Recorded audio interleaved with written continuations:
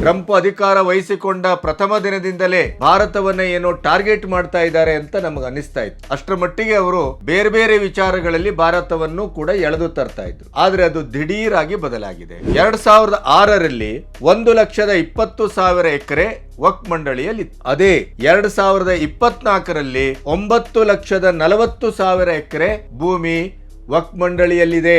ಮುಂದೊಂದು ದಿನ ಇನ್ನು ಇದನ್ನು ಮುಸ್ಲಿಂ ರಾಷ್ಟ್ರ ಮಾಡ್ತೇವೆ ಅನ್ನುವಂತ ಏನು ಅಲ್ಪಸಂಖ್ಯಾತ ಭಯೋತ್ಪಾದಕರ ಏನು ಅಹವಾಲಿದೆ, ನಿರೀಕ್ಷೆ ಇದೆ, ಅದಕ್ಕೆ ಭೂಭಾಗವನ್ನ ಕಬಳಿಸುವ ವಕ್ಫ್ ಮಂಡಳಿಯೇ ಬಹಳ ದೊಡ್ಡ ಅಸ್ತ್ರ ಮತ್ತು ಆಸ್ತಿ ಅಂತ ನಿಮಗೆ ನಾನು ಹೇಳಿದ್ರೆ ಆಶ್ಚರ್ಯ ಆಗುವುದು. ಈ ಕಾಂಗ್ರೆಸ್ಸಿನ ಸಂತತಿ ಏನೇನೆಲ್ಲ ಮಾಡಿದೆ ಅನ್ನೋದಕ್ಕೆ ವೋಟ್ ಬ್ಯಾಂಕಿಗಾಗಿ ಅದನ್ನು ಕೆದಕ್ತಾ ಹೋದ್ರೆ ಕೊನೆಗೂ ನಾವು ಯಾವ ದೇಶದಲ್ಲಿ ಇದ್ದೇವೆ, ಎಂತ ಭವಿಷ್ಯವನ್ನ ನಿರೀಕ್ಷೆ ಮಾಡಬಹುದು ಬಹುಸಂಖ್ಯಾತ ಹಿಂದೂಗಳು ಅನ್ನೋದನ್ನ ಅತ್ಯಂತ ಜತನದಿಂದ ಆಲೋಚನೆ ಮಾಡುವಂತ ತುರ್ತು ಸ್ಥಿತಿಯಲ್ಲಿ ನಾವು ನಿಂತಿದ್ದೇವೆ.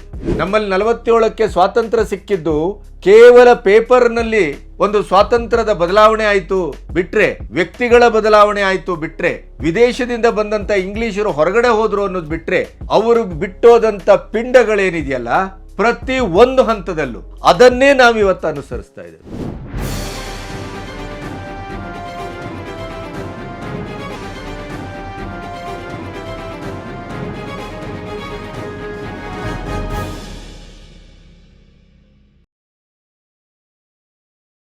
ನಮಸ್ತೆ, ಬಿ ಗಣಪತಿ ನ್ಯೂಸ್ ಚಾನಲ್ಗೆ ಸ್ವಾಗತ.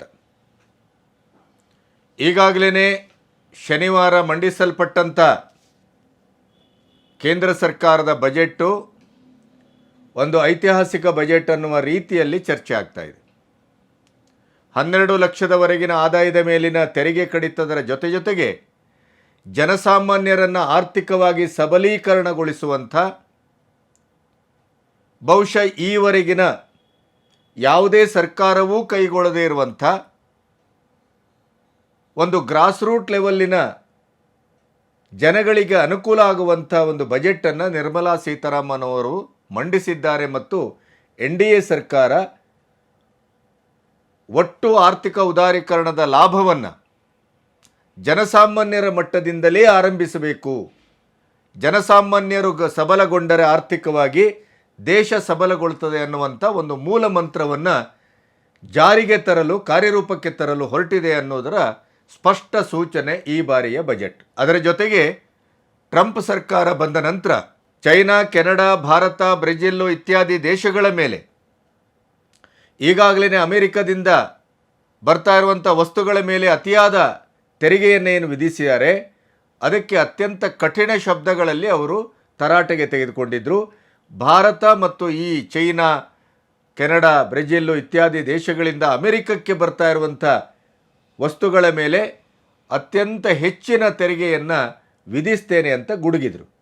ಈಗ ಅವರು ಚೀನಾ ಮತ್ತು ಕೆನಡಾ, ಬ್ರೆಜಿಲ್ ಮೇಲೆ ಈ ರೀತಿಯ ಅವರ ಮಾತನ್ನು ಕಾರ್ಯರೂಪಕ್ಕೆ ತಂದಿದ್ದಾರೆ. ಅದು ನಾಳೆಯಿಂದಲೇ ಜಾರಿಯಾಗ್ತಾ ಇದೆ.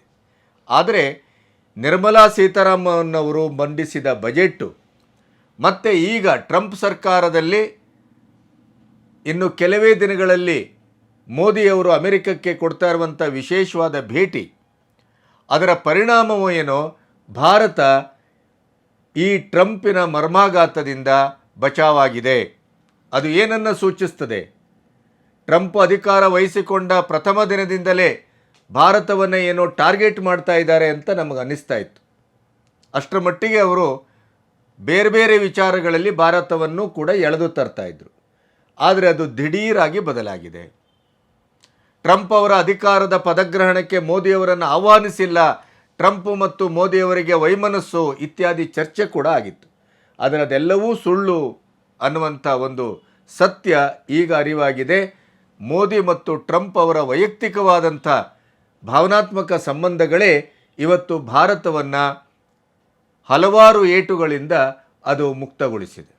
ಈ ಹಿನ್ನೆಲೆಯಲ್ಲಿ ಅಂತಾರಾಷ್ಟ್ರೀಯ ಮಟ್ಟದಲ್ಲಿ ಏನಿವತ್ತು ಬಲಪಂಥೀಯರ ಆಳ್ವಿಕೆ ಆರಂಭ ಆಗಿದೆ ಅಂತ ನಾವೇನು ಲೆಕ್ಕಾಚಾರ ಹಾಕ್ತಾ ಇದ್ದೆವು, ಟ್ರಂಪ್ ಆಡಳಿತದಲ್ಲಿ ಭಾರತದ ಪರವಾದಂಥ ನೀತಿ, ನಿಲುವು, ದೂರದರ್ಶಿತ್ವ ಒಂದು ಮೂಲಭೂತವಾದಂಥ ನೆಲೆಗಟ್ಟಾಗಿದೆ ಅನ್ನುವಂಥ ಏನು ತರ್ಕ ಇತ್ತು, ಆ ತರ್ಕಕ್ಕೆ ಯಾವುದೇ ತೊಂದರೆ ತಾಪತ್ರಯಗಳು ಇಲ್ಲ ಭವಿಷ್ಯದಲ್ಲಿ ಅನ್ನೋದು ಸದ್ಯದ ಟ್ರಂಪ್ ಅವರ ಹೆಜ್ಜೆಯಿಂದ ನಮಗೆ ಖಚಿತವಾಗಿದೆ. ಮತ್ತು ಆ ಮೂಲಕ ಟ್ರಂಪ್, ಮೋದಿ, ಪುಟಿನ್, ಇಟಲಿನ ಮೆಲಾನಿ ಅಥವಾ ಈ ಥರದ ಎಲ್ಲ ಏನು ಬಲಪಂಥೀಯ ಆಡಳಿತಗಾರರಿದ್ದಾರೆ ಅವರೆಲ್ಲರೂ ಒಂದು ಒಕ್ಕೂಟ ವ್ಯವಸ್ಥೆಯ ಪ್ರಜ್ಞೆಗೆ ಏಕೀಕೃತಗೊಳ್ಳುವಂಥ ಸಾಧ್ಯತೆ ಕಣ್ಮುಂದೆ ಇದೆ ಅನ್ನೋದಕ್ಕೆ ಯಾವುದೇ ಒಂದು ಸಂಶಯವೂ ಬೇಕಾಗಿಲ್ಲ. ಇದರ ಮಧ್ಯೆ ಇವತ್ತು ಬಜೆಟ್ ಅಧಿವೇಶನದಲ್ಲಿ ಬಹಳ ನಿರೀಕ್ಷೆಯ ವಕ್ಫ್ ಬದಲಾವಣೆಯ ಮಸೂದೆ ಮಂಡಿಸಲ್ಪಡ್ತಾ ಇದೆ.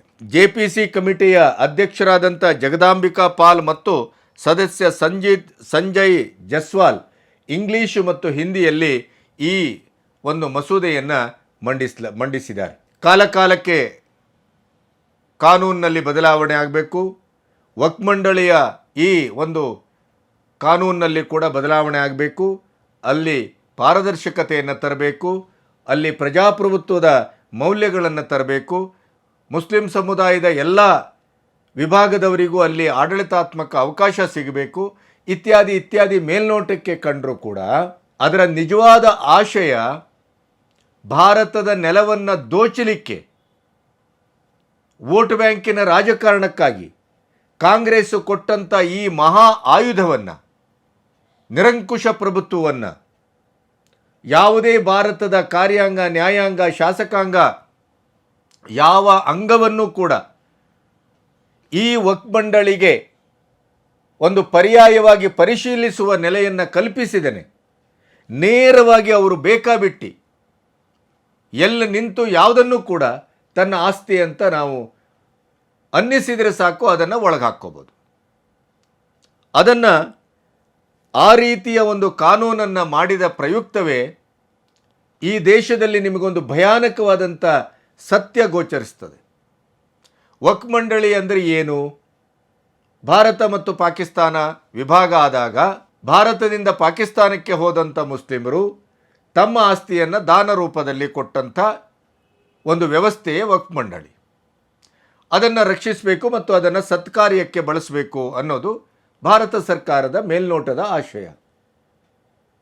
ಈ ಹಿನ್ನೆಲೆಯಲ್ಲಿ ವಕ್ಫ್ ಮಂಡಳಿಗೆ ಏನಿತ್ತಪ್ಪ ಒಂದು ಅಧಿಕಾರ, ಆಸ್ತಿ ಅಂತ ನೋಡಿದ್ರೆ 1947ರಿಂದ ಈವರೆಗಿನ 2006ರ ಲೆಕ್ಕವನ್ನು ತೆಗೆಯೋಣ. 2006ರಲ್ಲಿ 1,20,000 ಎಕರೆ ವಕ್ಫ್ ಮಂಡಳಿಯಲ್ಲಿತ್ತು. ಅದೇ 2024ರಲ್ಲಿ 9,40,000 ಎಕರೆ ಭೂಮಿ ವಕ್ಫ್ ಮಂಡಳಿಯಲ್ಲಿದೆ. ಭಾರತದ 3ನೇ ಅತ್ಯಂತ ಹೆಚ್ಚು ಆಸ್ತಿಯ ಹಕ್ಕನ್ನು ಹೊಂದಿರುವಂಥ ಸಂಸ್ಥೆ ಇದು. ಕೇವಲ 18 ವರ್ಷದಲ್ಲಿ 1,20,000 ಎಕರೆಯಲ್ಲಿ 9,40,000 ಎಕರೆಯಲ್ಲಿ.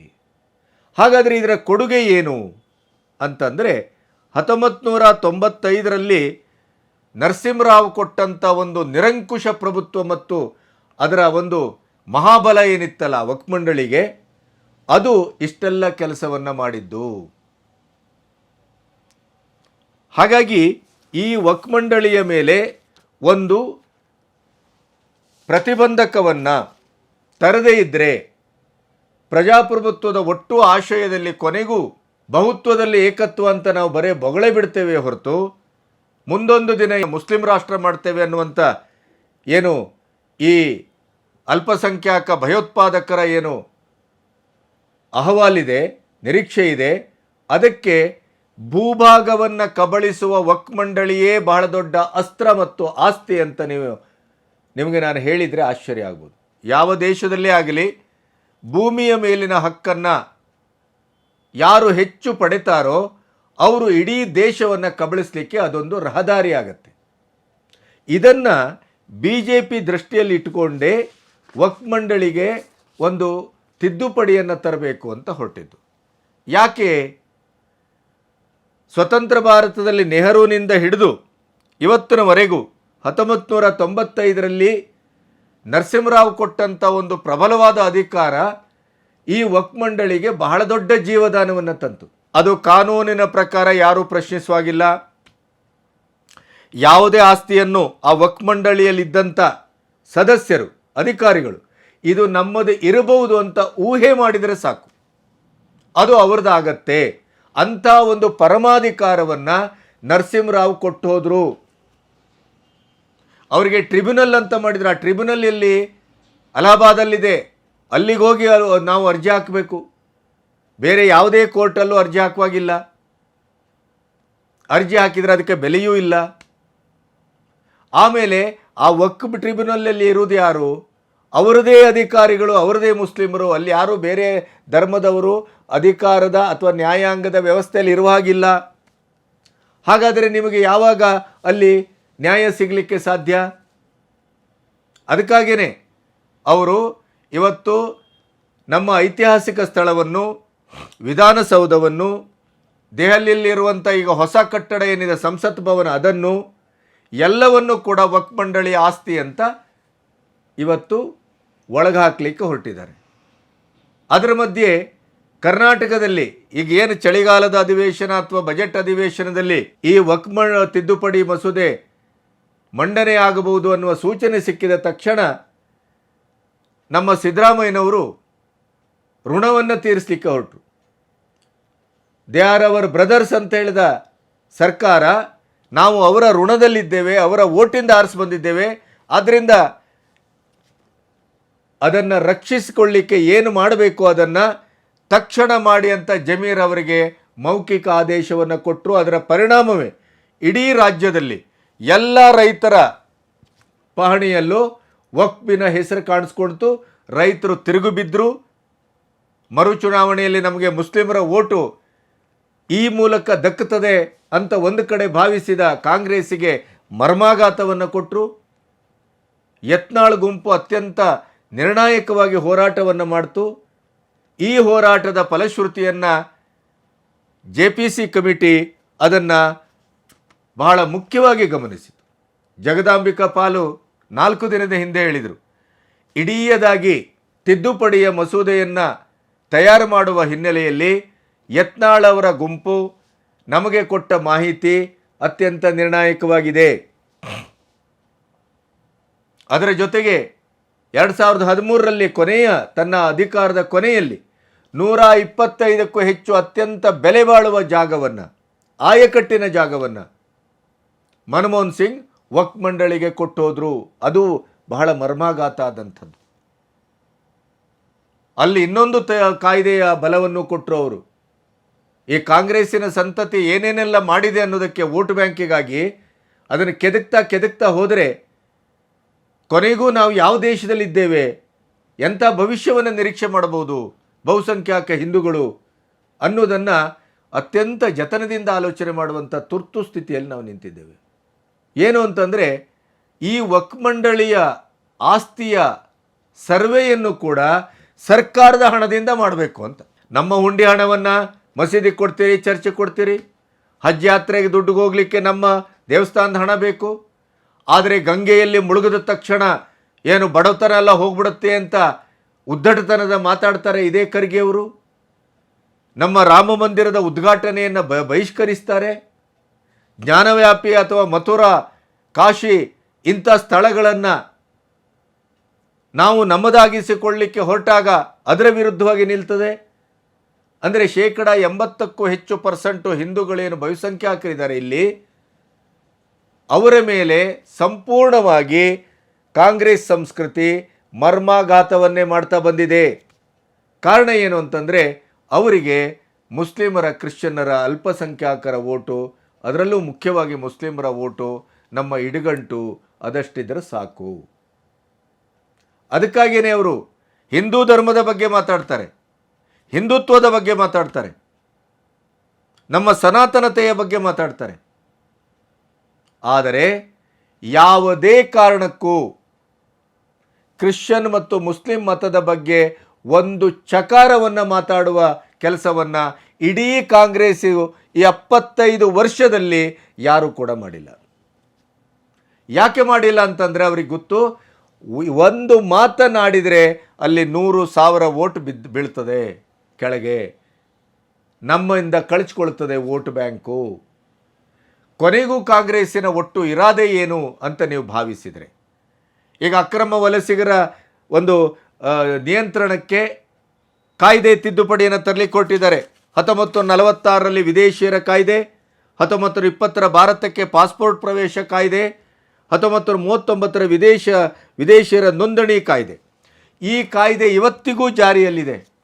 ನಮ್ಮಲ್ಲಿ 47ಕ್ಕೆ ಸ್ವಾತಂತ್ರ್ಯ ಸಿಕ್ಕಿದ್ದು ಕೇವಲ ಪೇಪರ್ನಲ್ಲಿ ಒಂದು ಸ್ವಾತಂತ್ರ್ಯದ ಬದಲಾವಣೆ ಆಯಿತು ಬಿಟ್ಟರೆ, ವ್ಯಕ್ತಿಗಳ ಬದಲಾವಣೆ ಆಯಿತು ಬಿಟ್ಟರೆ, ವಿದೇಶದಿಂದ ಬಂದಂಥ ಇಂಗ್ಲೀಷರು ಹೊರಗಡೆ ಹೋದರು ಅನ್ನೋದು ಬಿಟ್ಟರೆ, ಅವರು ಬಿಟ್ಟೋದಂಥ ಪಿಂಡಗಳೇನಿದೆಯಲ್ಲ ಪ್ರತಿ ಒಂದು ಹಂತದಲ್ಲೂ ಅದನ್ನೇ ನಾವು ಇವತ್ತು ಅನುಸರಿಸ್ತಾ ಇದ್ದೇವೆ. ಅದಕ್ಕೆ ಇದು ಸಾಕ್ಷಿ. ವೆಸ್ಟ್ ಬೆಂಗಾಲ್ದಲ್ಲಿ ಏನಾಗ್ತಾ ಇದೆ, ಅಸ್ಸಾಂನಲ್ಲಿ ಏನಾಗ್ತಾ ಇದೆ, ಎಲ್ಲವೂ ನಮಗೆ ಗೊತ್ತಿದೆ. ಬಾಂಗ್ಲಾದ ಒಂದು ನುಸುಳುಕೋರರು ರೋಹಿಂಗ್ಯಾಗಳು ಇವತ್ತು ಇಡೀ ಭಾರತಕ್ಕೆ ಒಂದು ಥ್ರೆಟ್ ಆಗಿದ್ದಾರೆ ಅನ್ನುವಂಥದ್ದು ನಮಗೆಲ್ಲರಿಗೂ ಗೊತ್ತಿದೆ. ಇದೇ ಬೆಂಗಳೂರಿನಲ್ಲಿ 4 ಲಕ್ಷಕ್ಕೂ ಹೆಚ್ಚು ಬಾಂಗ್ಲಾ ವಲಸಿಗರು ಅಕ್ರಮವಾಗಿ ನೆಲೆಸಿದ್ದಾರೆ ಅನ್ನೋದು ರಿಪೋರ್ಟ್ ಬರ್ತಾ ಇದೆ. ಆದರೂ ಕಾಂಗ್ರೆಸ್ ಸರ್ಕಾರ ಯೋಚನೆ ಮಾಡ್ತಾ ಇಲ್ಲ. ಅದಕ್ಕಾಗಿಯೇ ಟ್ರಂಪ್ ಇವತ್ತು ಅಕ್ರಮ ವಲಸಿಗರ ವಿರುದ್ಧ ಏನು ಅಲ್ಲಿ ಯುದ್ಧ ಸಾರಿದ್ದಾರೆ. ಅದೇ ಹೊತ್ತಿನಲ್ಲಿ ಇದೇ ಅಧಿವೇಶನದಲ್ಲಿ ಈಗ ವಕ್ಫ್ ಮಂಡಳಿಯ ತಿದ್ದುಪಡಿಯನ್ನು ಮಂಡನೆ ಆಯಿತು. ಅದೇ ರೀತಿ ಈ ವಲಸಿಗರು, ಮುಖ್ಯವಾಗಿ ಬಾಂಗ್ಲಾ ಅಕ್ರಮ ವಲಸಿಗರು ಮತ್ತು ರೋಹಿಂಗ್ಯಾಗಳ ಕಂಟ್ರೋಲಿಗೆ BJP ತನ್ನ ಪ್ರಣಾಳಿಕೆಯಲ್ಲಿ ಹೇಳಿತ್ತು, ನಮ್ಮ ಮೊದಲ ಆದ್ಯತೆ ಅದು ಅಂತ. ದೆಹಲಿಯಲ್ಲಿ ಕೂಡ ಈಗ ಮತಪಟ್ಟಿಯಿಂದ ಬಾಂಗ್ಲಾ ಅಕ್ರಮ ವಲಸಿಗರನ್ನು ಕೈ ಬಿಡಬೇಕು, ಅವರನ್ನು ಸೇರಿಸುವ ಪ್ರಶ್ನೆ ಇಲ್ಲ, ನಾವು ಅದನ್ನು ತರ್ತೇವೆ ಅಂತ ಅವರು ಘೋಷಣೆ ಮಾಡಿದ್ದಾರೆ. ಈ ಎಲ್ಲ ಒಂದು ಹಿನ್ನೆಲೆಯಲ್ಲಿ ನೋಡಿದಾಗ ಈ ಬಜೆಟ್ ಅಧಿವೇಶನ ಭಾರತದ ಪುನರ್ಸ್ಥಾಪನೆಗೆ ಕೈಕೊಂಡಂಥ ಒಂದು ಮಹಾಯಜ್ಞವೇನೋ ಅಂತ ಅನಿಸ್ತಾ ಇದೆ. 370 ತೆಗೆದದ್ದನ್ನು ನೋಡಿದಿರಿ, ತ್ರಿಬಲ್ ತಲಾಖ್ ತೆಗೆದದ್ದನ್ನು ನೋಡಿದಿರಿ, ರಾಮ ಮಂದಿರವನ್ನು ಪುನರ್ ಪ್ರತಿಷ್ಠಾಪನೆ ಮಾಡಿದ್ದನ್ನು ಗಮನಿಸಿದ್ದೇವೆ. ಮಹಾಕುಂಭ 144 ವರ್ಷಗಳ ನಂತರ ಬಂದಂಥ ಈ ಮಹಾಕುಂಭವನ್ನು ಇಡೀ ಭಾರತದ ಒಂದು ಧಾರ್ಮಿಕ ಸಂತ ಪರಂಪರೆ, ನಮ್ಮ ಅಸ್ಮಿತೆ, ನಮ್ಮ ಸನಾತನ ಪರಂಪರೆಯ ಒಂದು ಪುನರುಜ್ಜೀವನದ ಮಹಾಯಜ್ಞವಾಗಿ ಅದನ್ನು ಯೋಗಿ ಆದಿತ್ಯನಾಥ್ ಮತ್ತು ಮೋದಿ ಅವರ ಒಂದು ನೇತೃತ್ವದಲ್ಲಿ ಯಾವ ರೀತಿ ಅದನ್ನು ವಿಜೃಂಭಣೆಯಿಂದ ಮಾಡಿದರು, ಅದು ಇಡೀ ಪ್ರಪಂಚದ ಒಂದು ಬೆರಗುಗಣ್ಣಿಗೆ ಹೀಗೆ ಕಾರಣವಾಯಿತು ಅನ್ನೋದು ನೋಡ್ತಾ ಇದ್ದೇವೆ. ಇವತ್ತು ಪುಣ್ಯಸ್ಥಾನ ಫೆಬ್ರವರಿ 3 ಇಡೀ ಹಿಂದೂಗಳ ಜನಸ್ತೋಮವೇ ಅಲ್ಲಿ ಸೇರಿದೆ. ಅದನ್ನು ಅದ್ಭುತವಾಗಿ ಯೋಗಿ ಆದಿತ್ಯನಾಥ್ ನಿರ್ವಹಿಸ್ತಾ ಇದ್ದಾರೆ. ಮೊನ್ನೆ ನಡೆದಂಥ ಕಾಲ್ತುಳಿತ ಕೂಡ ಅದು ಪ್ರಾಯೋಜಿತ ಅನ್ನೋದು ಇವತ್ತು ಸಿದ್ಧ ಆಗಿದೆ. ಅಂದರೆ ಇಡೀ ಕಾಂಗ್ರೆಸ್ಸಿನ ಒಟ್ಟು ಅಜೆಂಡಾ ಏನು ಅಂತಂದರೆ, ಅವರಿಗೆ ವೋಟ್ ಬ್ಯಾಂಕಿಗೋಸ್ಕರ ಆ ಸಮುದಾಯಕ್ಕೆ ಏನು ಬೇಕಾದರೂ ಕೊಡ್ಬೋದು. ವಕ್ಫ್ ಮಂಡಳಿಯ ಕಾಯ್ದೆಯ ದುರುಪಯೋಗವನ್ನು ಯಾವ ರೀತಿ ಮಾಡಿತ್ತು ಅಂತಂದರೆ, ನೀವು ಅವರು ಯಾರನ್ನೂ ಪ್ರಶ್ನಿಸುವಾಗಿಲ್ಲ ಅಂತ. ಯಾವುದೇ ಆಸ್ತಿ ಈ ಕ್ಷಣದಲ್ಲಿ ಬಂದವರು 5 ಜನ ಬರ್ತಾರೆ, ವಿಧಾನಸೌಧದೊಳಗೆ ನಿಲ್ತಾರೆ, ಇದು ನಮ್ಮ ವಕ್ಫ್ ಮಂಡಳಿಯ ಆಸ್ತಿ ಇರಬಹುದು. ಊಹೆಯೂ ಕೂಡ ಈ ದೇಶದಲ್ಲಿ ಎಲ್ಲ ಕಾನೂನು ಎಲ್ಲ ಪರಿಧಿಯನ್ನು ಮೀರಿ, ಸಂವಿಧಾನವನ್ನು ಮೀರಿ ಅದು ವಕ್ಫ್ ಮಂಡಳಿಯ ಆಸ್ತಿ ಆಗುವಂಥ ಒಂದು ಮ್ಯಾಜಿಕ್ ಏನಾದ್ರು ಇದ್ದರೆ, ಈ ದರಿದ್ರ ಕಾಂಗ್ರೆಸ್ ಕೊಟ್ಟಂಥ ವೋಟ್ ಬ್ಯಾಂಕಿಗಾಗಿ ಇಡೀ ದೇಶವನ್ನೇ ಬರ್ಬಾದ್ ಮಾಡಲಿಕ್ಕೆ ಕೊಟ್ಟಂಥ ಬ್ರಹ್ಮಾಸ್ತ್ರ ಏನಾದ್ರು ಇದ್ದರೆ ಅದು ವಕ್ಫ್ ಮಂಡಳಿಗೆ ಕೊಟ್ಟದ್ದು. ಅದೇ ನೀವು ಹಿಂದೂಗಳ ದೇವಸ್ಥಾನ ಇರಬಹುದು, ಹಿಂದೂಗಳ ಐತಿಹಾಸಿಕ ಸ್ಥಳ ಇರಬಹುದು, ನಮ್ಮ ಮಹಾಕಾವ್ಯದ ಪುರಾವೆಗಳಾಗಿ ಇದ್ದಂಥ ರಾಮಸೇತು ಇರಬಹುದು, ಕೃಷ್ಣ ಮತ್ತು ರಾಮರ ಜನ್ಮಭೂಮಿ ಇರಬಹುದು, ಕಾಶಿ ಮಥುರಾ ಇರಬಹುದು, ಸೋಮನಾಥ ಇರಬಹುದು, ಯಾವುದೇ ಇರಬಹುದು, ಅದರ ಭದ್ರತೆ ಮತ್ತು ಅದರ ಶಾಶ್ವತೀಕರಣಕ್ಕೆ, ಹಿಂದೂಗಳ ಒಂದು ಪ್ರಭುತ್ವದ ನಂಬಿಕೆಯ ನೆಲೆಯಾಗಿ ಕಟ್ಟುವುದಕ್ಕೆ ನಮ್ಮ ದೇಶದಲ್ಲಿ ಈ 75 ವರ್ಷದಲ್ಲಿ ಕಾಂಗ್ರೆಸ್ಸಿನ ಯಾವುದೇ ಒಂದು ಕವಡೆ ಕಾಸಿನ ಕೊಡುಗೆಯೂ ಇರಲಿಲ್ಲ. ನಮ್ಮ ದೇಶದ ಎಲ್ಲ ಆರ್ಥಿಕವಾದಂಥ ಬಹುಮುಖ್ಯವಾದ ನೆಲೆಗಳಾದಂಥ ಈ ದೇವಸ್ಥಾನಗಳ ಆದಾಯವನ್ನು ಅಲ್ಪಸಂಖ್ಯಾತರ ಅಭಿವೃದ್ಧಿಗೆ ಹಂಚುವ ಕೆಲಸವನ್ನು ಮಾಡಿತು. ಅದರ ಜೊತೆಗೆ 2006ರಲ್ಲಿದ್ದಂಥ ಆಸ್ತಿ 1,20,000 ಎಕರೆ ಆದರೆ 2024ರಲ್ಲಿ 9,40,000 ಎಕರೆ ಅಲ್ಲಿ ಸೇರಿಕೊಳ್ತದೆ. ಅದು ಹೇಗೆ ಸಾಧ್ಯ ಆಯಿತು? ಅದನ್ನೇ NDA ಸರ್ಕಾರ ಹೇಳಿತು, ವಕ್ಫ್ ಮಂಡಳಿಯವರಿಗೆ ತಾಕೀತು ಮಾಡಿತು. ನಿಮ್ಮ ಆಸ್ತಿಯ ಬಗ್ಗೆ ನಿಮಗೆ ಯಾರು ಇಷ್ಟು 18 ವರ್ಷದಲ್ಲಿ ದಾನ ಕೊಟ್ಟಿದ್ದಾರೆ ಅದರ ವಿವರಗಳನ್ನು ಕೊಡಿ, ಕಾನೂನುಬದ್ಧವಾಗಿ ಪರಿಶೀಲನೆ ಮಾಡ್ತೇವೆ, ಅದು ನಿಮ್ಮದೇ ಆಸ್ತಿ ಅಂತಾದರೆ ಅದನ್ನು ಸಂಪೂರ್ಣವಾಗಿ ನಿಮಗೆ ಬಿಟ್ಟುಕೊಡ್ತೇವೆ, ನಮ್ದು ಏನೂ ಆಕ್ಷೇಪ ಇಲ್ಲ ಅಂತ. ಇಂಥ ಒಂದು ದುರ್ವ್ಯವಹಾರವನ್ನು, ಸ್ವಾರ್ಥವನ್ನು, ಅಧಿಕಾರ ರಾಜಕಾರಣಕ್ಕಾಗಿ ಈ ದೇಶದ ಅಮೂಲ್ಯ ಆಸ್ತಿಯನ್ನು ಒಂದು ವರ್ಗಕ್ಕೆ ಬಿಟ್ಟುಕೊಡುವಂಥ ಅನಿಷ್ಟ ಕೆಲಸವನ್ನು ಮಾಡಿ ಇವತ್ತಿಗೂ ವೋಟ್ ಬ್ಯಾಂಕ್ ರಾಜಕಾರಣವನ್ನು ಮಾಡ್ತಾ ಇದ್ದಂಥ ಕಾಂಗ್ರೆಸ್ಸಿನ ದುರ್ಬುದ್ಧಿ ಈ ದೇಶದವರಿಗೆ ಈಗೀಗ ಅರ್ಥ ಆಗ್ತಾ ಇದೆ, ಇಲ್ಲಿವರೆಗೆ ಅರ್ಥ ಆಗಿರಲಿಲ್ಲ. ಆದ್ದರಿಂದ ಹಲವು ಪ್ರತಿರೋಧಗಳ ಮಧ್ಯೆ JPC ಕಮಿಟಿ ಮಾಡಿ ಪ್ರತಿಪಕ್ಷಗಳ ಒಂದು ಅಣತಿಯಂತೆ ಅದರ ಮೇಲೆ ವಿಶೇಷವಾದ ಅಧ್ಯಯನ ಮಾಡಿ ಪರಿಶೀಲನೆ ಮಾಡಿ ಇವತ್ತು ಮಂಡನೆ ಮಾಡಲಾಗಿದೆ. ಈಗಿರುವ ಸಂಖ್ಯಾಬಲ ಮೇಲ್ಮನೆ ಅಥವಾ ಕೆಳಮನೆಯಲ್ಲಿ ಸಂಪೂರ್ಣವಾಗಿ NDA ಬಲಾಢ್ಯವಾಗಿದೆ. ಆದ್ದರಿಂದ ಈ ಮಸೂದೆ ಖಂಡಿತವಾಗಿ ಅಲ್ಲಿ ಪಾಸಾಗಲಿದೆ. ಮೋದಿಯವರ 10 ವರ್ಷದ ಆಡಳಿತ ಮತ್ತು 3ನೇ ಬಾರಿಯ ಆಡಳಿತ ಭಾರತದ ಮೂಲ ಚಹರೆಯನ್ನು ಗಟ್ಟಿಗೊಳಿಸುವುದಷ್ಟೇ ಅಲ್ಲ, ಮೂಲ ಭಾರತವನ್ನು, ಅದರ ಇಡಿಯದಾದ ಸ್ವರೂಪವನ್ನು ಮತ್ತು ಜನಸಾಮಾನ್ಯರಿಗೆ ಒಂದು ನೆಮ್ಮದಿಯಾಗಿ ಬದುಕುವ ಭವಿಷ್ಯವನ್ನು ಅದು ಕಟ್ಟಲಿಕ್ಕೆ ಹೊರಟಿದೆ. ನೀವು ಯೋಚನೆ ಮಾಡಿ, ಐತಿಹಾಸಿಕ ಸ್ಥಳವನ್ನು ಮುಸ್ಲಿಮರ ದಾಳಿಯಾದದ್ದು ಯಾವಾಗ, ಮುಸ್ಲಿಮರು ಬಂದದ್ದು ಯಾವಾಗ, ಮುಸ್ಲಿಮರ ಆಳ್ವಿಕೆಗೆ ಇರುವ ಇತಿಹಾಸ ಎಷ್ಟು, ಆಮೇಲೆ ಪಾಕಿಸ್ತಾನಕ್ಕೆ ಹೋದ ಮುಸ್ಲಿಮರು ಬಿಟ್ಟೋದ ಆಸ್ತಿಯ ಒಟ್ಟು ಗಣತಿ ಏನು, ಇವೆಲ್ಲವನ್ನು ಲೆಕ್ಕಾಚಾರ ಮಾಡಿಕೊಂಡು ನೋಡಿದ್ರೆ ಇಡೀ ದೇಶದ ಆಸ್ತಿಯನ್ನು ಅಕ್ರಮವಾಗಿ ಕಣ್ಣೆದುರು ಅಸಂವಿಧಾನಿಕವಾಗಿ ಕೇವಲ ಓಟಿಗಾಗಿ, ಅಧಿಕಾರದ ರಾಜಕಾರಣಕ್ಕಾಗಿ, ಸಂಖ್ಯಾಬಲ ಇದೆ ನಮ್ಮಲ್ಲಿ ಅನ್ನುವಂಥ ಅಹಂಕಾರದಿಂದ ಪ್ರಧಾನಿ ನೆಹರೂನಿಂದ ಮನಮೋಹನ್ ಸಿಂಗ್ ವರೆಗೆ ಅವರು ಕೊಟ್ಟಂಥ ಅಥವಾ ಅವರು ಮಾಡಿದಂಥ ದುರುಪಯೋಗ ಎಂಥ ಒಂದು ದುಸ್ಥಿತಿಗೆ ಭಾರತವನ್ನು ತಂದು ನಿಲ್ಲಿಸಿದೆ ಅಂತಂದರೆ, ಕಣ್ಣೆದುರು ಸಂಸತ್ ಭವನವನ್ನೇ ನಮ್ಮದು ಅಂತ ವಾದಿಸುವಂಥ ಉದ್ದಟತನವನ್ನು, ರೌಡಿಸಮನ್ನು ನಾವು ಕಾಣ್ತೇವೆ. ಇದಕ್ಕೆ ಈಗ ಬ್ರೇಕ್ ಹಾಕಲಿಕ್ಕೆ ಹೊರಟಂಥ ಮೋದಿ ಸರ್ಕಾರ ಒಂದು ಚಾರಿತ್ರಿಕವಾದಂಥ ಕ್ರಾಂತಿಯನ್ನು ತರಲಿಕ್ಕೆ ಹೊರಟಿದೆ ಅಂತ ನಾನು ಭಾವಿಸ್ತೇನೆ. ಅದರ ಜೊತೆಗೆ ಅಕ್ರಮ ವಲಸಿಗರ ವಿರುದ್ಧವಾಗಿ ಆ ಕಾನೂನನ್ನು ಬದಲಾಯಿಸುವಂಥ ಮಸೂದೆಯನ್ನೂ ಮಂಡಲಿಸಲಿಕ್ಕೆ ಅವರು ತಯಾರಿ ನಡೆಸಿದ್ದಾರೆ.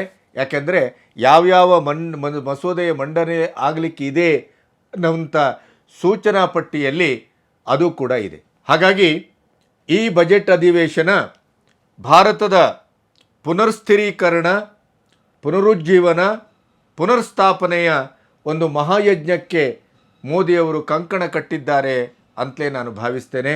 ಮತ್ತು ಬರುವ ದಿನಗಳಲ್ಲಿ ಈ ವಕ್ಫ್ ಆಡಳಿತ ಮಂಡಳಿಯ ದುರಂಕಾರ, ದುರಾಡಳಿತ, ನಿರಂಕುಶ ಪ್ರಭುತ್ವಕ್ಕೆ ಒಂದು ಅಂಕುಶವನ್ನು ಹಾಕುವಲ್ಲಿ ಕೊನೆಗೂ NDA ಸರ್ಕಾರ ಸಫಲವಾಗಿದೆ.